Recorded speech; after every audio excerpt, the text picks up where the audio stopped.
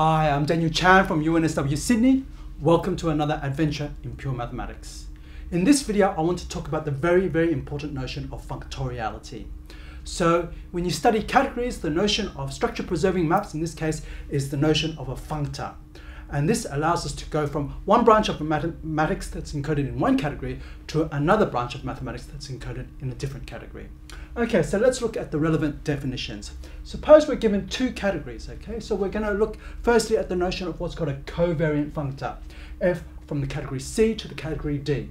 Okay, so remember these categories, what type of data does this involve? The data that's involved is you have a set of objects and then you have homs between them or morphisms between them, and then you can compose homs or morphisms between them as long as they have the right domains and codomains. Okay, so what's a functor? So firstly, what do you need to do? So firstly, it's a function which takes the objects of C to the objects of D. Okay, so that's what it does on the objects. The functor also needs the data of what it does on the hom sets. Okay, so given any two objects A and B inside the domain category, okay, C, we can form this set CAB.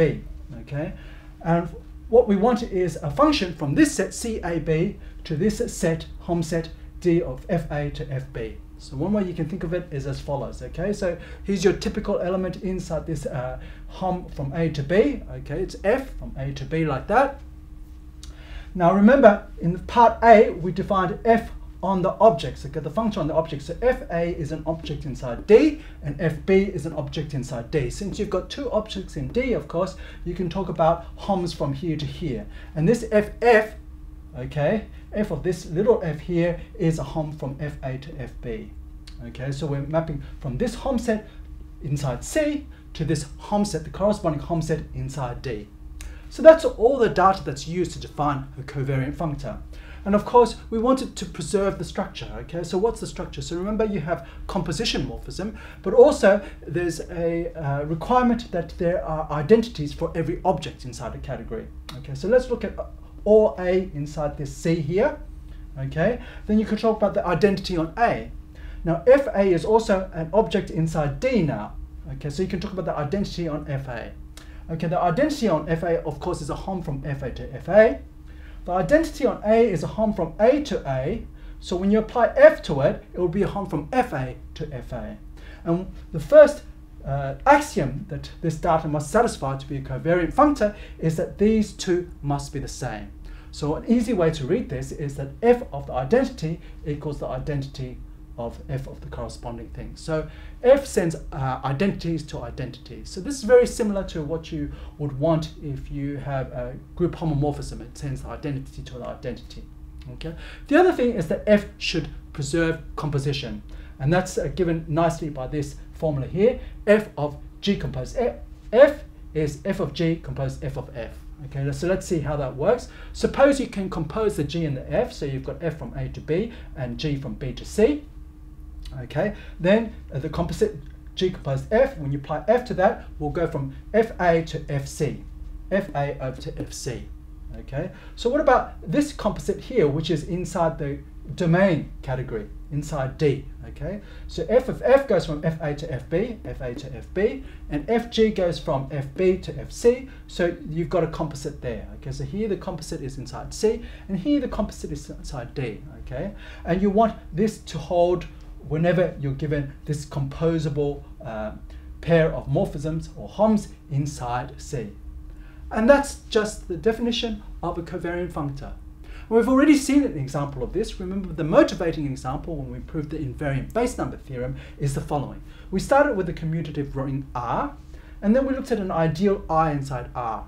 In that case, actually, that video we used maximal ideals, but actually this clearly works for any ideal inside that R.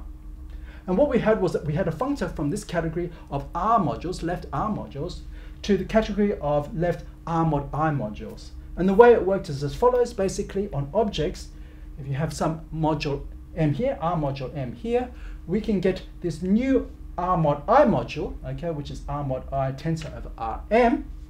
And one way to define this is just M modulo this submodule Im This is an R module, which you can view naturally as an R mod I module. So that's what it does on objects. And the other thing we saw in that video is that actually it also takes R linear maps here to R mod I linear maps over on this side. So there is the definition of this part of the covariant functor, and we saw these two axioms hold, so we get a covariant functor. Okay, so let's look at a more abstract example, and that's the Hom functor. And this is something that you get for any category C and object X inside it. Okay, so what's the functor? Functor I'll denote it by F so that it looks like the setup we have over here, and it's just Cx blank. Okay, so the question mark stands for something that's variable, like a variable object, or actually also Homs inside there.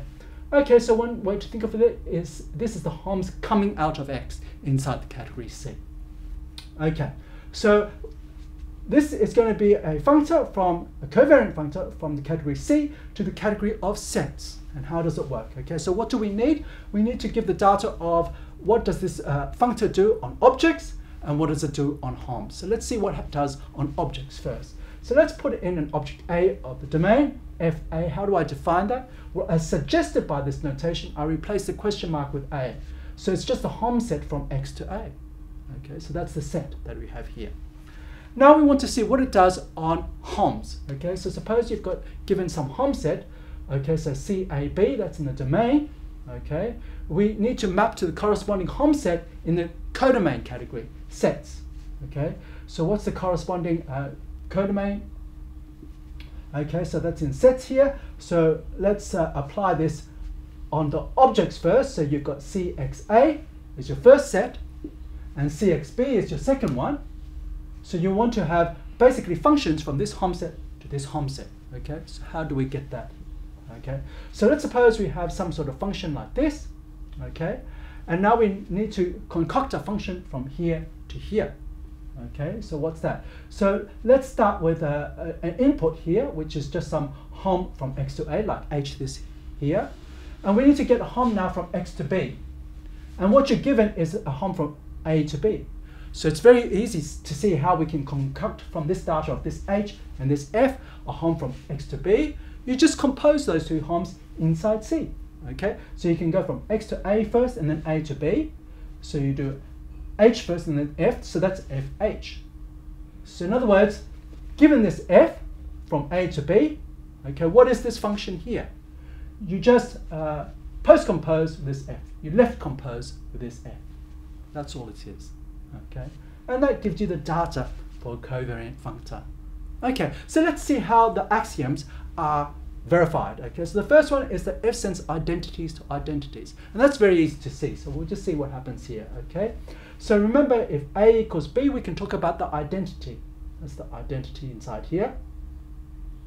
And then what happens to the identity here? So basically, F is the identity. So what you do is you post-compose with the identity, which doesn't do anything. So it sends this Hom to the same Hom. So of course, it's the identity on this set.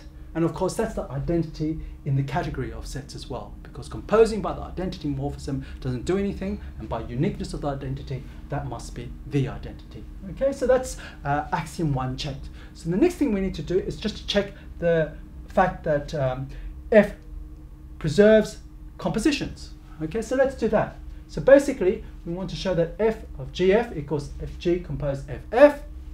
Okay, so what are these objects here? These are Homs from here to here. Okay, so let's input some function H into this function and see that these two FGF and this FG composed FF, they do the same thing on H. Okay, so what's this one do to H? Okay, remember this is just post composition or left composition, so that's GFH. And one way to think of this is you're doing things in step. You first left compose with F, and then you left compose with G. So that means that's just a composite of FG with FF applied to this H. Okay, so that means that we've verified axiom 2 of a covariant functor. So this Hom functor is actually a covariant functor. Fantastic. Now I want to introduce what's called the dual notion, okay, of a covariant functor, and that's called a contravariant functor. Okay, so let's see how that works. So remember, one of the things that we have is, given any category C, we can talk about the opposite category. And basically, the opposite category is defined very similar to how it works in the opposite group, okay, if you know about that notion. So basically, the objects are the same, the Hom sets are the same, except for you swap the domain and the codomain, okay? And that means that when you compose, you have to swap the order in which you compose as well. Okay, so let's see what a contravariant functor is. So a contravariant functor from category C to category D, the easiest way to define it very quickly is it's just a covariant functor from the opposite category of C, C opposite, to D.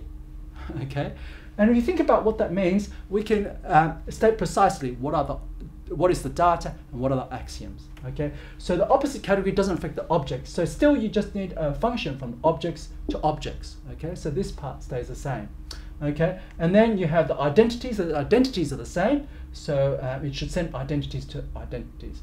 So the data in A stays the same, and the axiom in 1 stays the same. What changes is the data in B and the axiom 2. Let's see how they change for contravariant functors. Okay, so firstly, let's see what happens here. So normally you have a Hom from CAB to the corresponding Hom in D. But now what happens is that instead of going from CAB to D of FA to FB, they've been swapped around.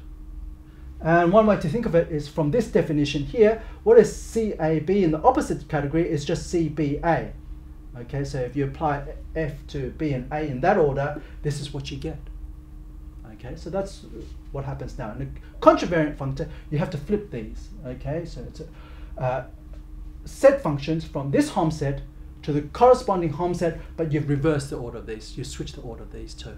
Okay, and the next thing that happens is now instead of preserving composition in this direction, it preserves composition, but you have to swap these two. Okay, so f of gf, instead of equal to f of g composed f of f, you have to swap the order. It's f of f composed f of g. So note that here it's f of g composed f of f, and here it's f of f composed f of g. So the order has been switched. And let's see why that's true, okay? So let's use this notation here. Gf, g composed f, is this function from A to C. That's inside C here. And if you have a contravariant functor and you apply f to that composite, instead of going from fa to fc, you go from fc to fa. You go from fc to fa over here. Okay, so let's look at this composite inside D, okay? So what's fg do? That's the first one we apply. So g is over here. So fg goes from fc to fb. fc to fb, which will be kind of in the middle here. And then f of f goes from fb to fa, fb to fa. So you can compose them in that order. And what you want in this data is that f of gf equals f of f composed f of g whenever you have composable functions g of f in that order. And that gives you the notion of a contravariant functor, which is dual to the notion of a covariant functor. So let's look at a simple example of a contravariant functor. And this one is also called a Hom functor because it's very similar to the covariant Hom functor, but this one is contravariant. And the data needed to construct such a contravariant Hom functor is the same as before. We start with some category C and some object X in it. And this time, instead of looking at Homs out of X, we're going to look at Homs into X. Okay, so I hope you can guess what this does on objects. Okay, so given an object A inside your category C, f of this A is just going to be the Homs from this A to this X. Now, this time, what does the functor f do on Homs? Okay, suppose you have this Hom set C from A to B. We need now instead give you a function from this Hom set to this Hom set. The Hom set from C, B to X, so this one now is in the first slot here, and the codomain of these functions will be inside CAX. Okay, so that's when you apply this f to A, okay, CAX. And what's that? Okay, so suppose you input a Hom from A to B, f from A to B, and you need to, for each element inside here, a Hom from B to X, give a Hom from A to X. So how do I do that? So I need to go from this F and this H to give you something from A to X. Well, here I've got something from A to B. Here's something from B to X, so if I compose these two, so I do F first and then H, then I will have something from A to X. So I do F first and then H. So in other words, what is this function over here, this set function here? What I do is I take this f and I pre-compose with f. I right compose with f. So with the covariant Hom functor, where you have the Homs coming out of x, instead of, when you have this f on this side here, instead of right composing, you left compose with f. So that's the difference. And you can check that this is actually a contravariant functor. And the proof is exactly the same as what you see in the covariant Hom functor. Okay, so let's look at some basic properties of functors. Okay, and this is something that we saw before in our motivational video on category theory and the invariant base number theorem. Okay, suppose you have f is some functor from C to D. It doesn't matter whether it's contravariant or covariant. Okay, suppose now you have an isomorphism inside C, say from A to B. Well then, f of f is an isomorphism inside D. Okay, and the proof that we gave in that example there, just use the axioms, those equations, and that repeat to show you that this proposition in this generality is true as well. What we'll do is actually we'll use that same argument, but we'll show a more general result. Okay, so rather than looking at isomorphisms, we'll look at what I call left invertible maps. Okay, so suppose you have a Hom in the category C from A to B. It's said to be left invertible if it has a left inverse. Okay, a left inverse. So what's a left inverse? So that's some Hom G now in the other direction from B to A. And it's a left inverse in the sense that if you multiply f on the left by g, that will give you the identity on A. So by the way, there are two notions for the identity inside a category. Sometimes you use the one, and before I also use the ID for identity. Okay, so that's just alternative notation. So 1A, that's the identity inside the category for that object A. Okay, so if you want it to be an isomorphism, of course you need fg to be the identity on B as well, but we don't assume that. Okay, so this is also a useful notion, okay, and it's defined categorically. You can do it in any category, and it, as usual, in the various categories, it will have different guises. Okay, so for example, what does it mean for map inside the category of sets to be left invertible? If you can find a left inverse, that just means that it's an injective map. Okay, so what about in the category of R modules? Okay, if it's left invertible, that means it's just a direct summand. Okay, so the domain is, and that mapping makes it a direct summand of B. Okay, so the left inverse will actually be the projection back onto A, which kills the other direct summand. Okay, but this is useful not just in algebraic categories. If you look in the category of topological spaces, for example, suppose you have an inclusion map which is left invertible, then the left inverse is just a retract. And the more interesting example is when you look at something called the homotopic category, I'll introduce in a later video, then you get the notion of the left inverse being a weak retract. Okay, so there's just some examples, and let's see how functors preserve this notion of left inverse. Okay, so given a covariant functor now, f from C to D, that covariant functor preserves left inverses. Okay, so let's see how that's true. Suppose G is a left inverse of F, so GF equals the identity on, say, A. Okay, so we want to show that FG is the left inverse of FF, so the composite of these two is the identity on the appropriate object, which is FA. So why is that true? Well, FG composed FF is, well, since it's a covariant functor, F of G composed F, and G composed F is just the identity on A, and F preserves identity, so F of the identity A is just the identity on FA. And there you have it. F preserves left inverses.